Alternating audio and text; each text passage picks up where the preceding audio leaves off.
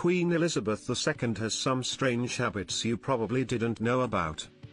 She travels with her own blood packs. The Queen's medical practitioner is always among the people accompanying her on her trips. The doctor has to be responsible for knowing the location of all the nearby hospitals in the cities they visit. The Queen also has to carry a bulky medical bag containing emergency medicine and a mobile defibrillator. Along with that, the doctor also has Queen Elizabeth's personal pack of blood, which will be used for a transfusion if necessary. She prohibits open windows. Of course, not all of them, just certain ones in the Buckingham Palace. The reason behind this is to ensure the building looks perfect from the outside. Opening the windows from the front side can ruin the view, which is why the windows there can only be opened at a certain hour. She hates ice cubes. The Queen actually hates the sound of ice cubes inside her glass.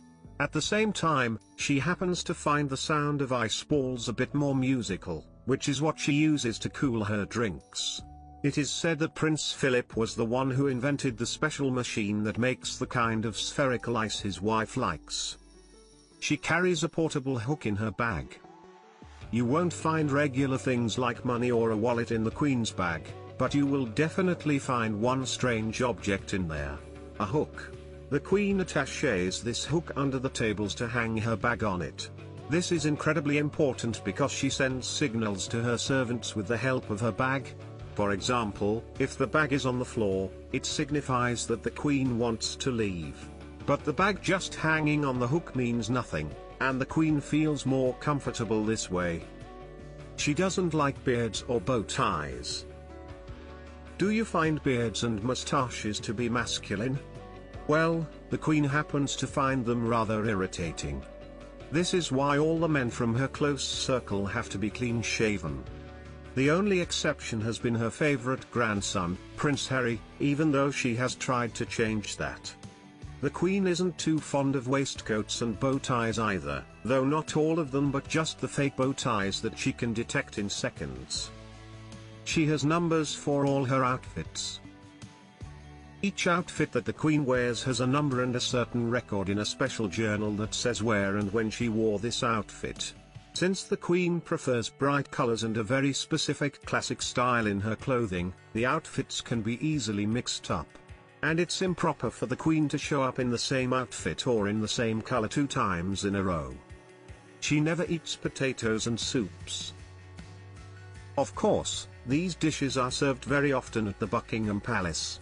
But when the Queen has dinner alone, no one would ever dare to bring her soup. As for potatoes, she just prefers to avoid starch in her diet. She loves raspberries but will not eat them in public.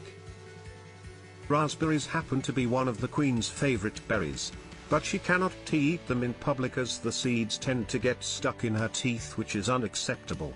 Even blackberries are prohibited at official receptions, while for tomatoes and cucumbers, all the seeds are removed beforehand. She has a special servant that breaks her shoes in. A special female servant with the exact same shoe size as the Queen breaks her new shoes in for her every single time.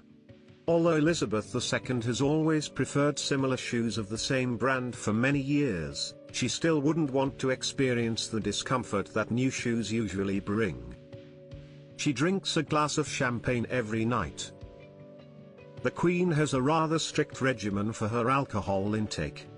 She reportedly takes a Dubonnet and gin before lunch, with a slice of lemon and plenty of ice, wine with her lunch, and finally a dry martini and a glass of champagne in the evening. She and her sister partied incognito on the streets of London. Elizabeth and Margaret received their parents' permission to join the huge crowds celebrating the end of World War II on May 8, 1945. The Queen even recalled this evening as one of the most memorable ones in her life. Elizabeth and Margaret's escapade had even been dramatized in a film known as A Royal Night Out. She celebrates her birthday twice a year. Queen Elizabeth's actual birth date is on April 21st. However, the country doesn't officially celebrate it until June 11th.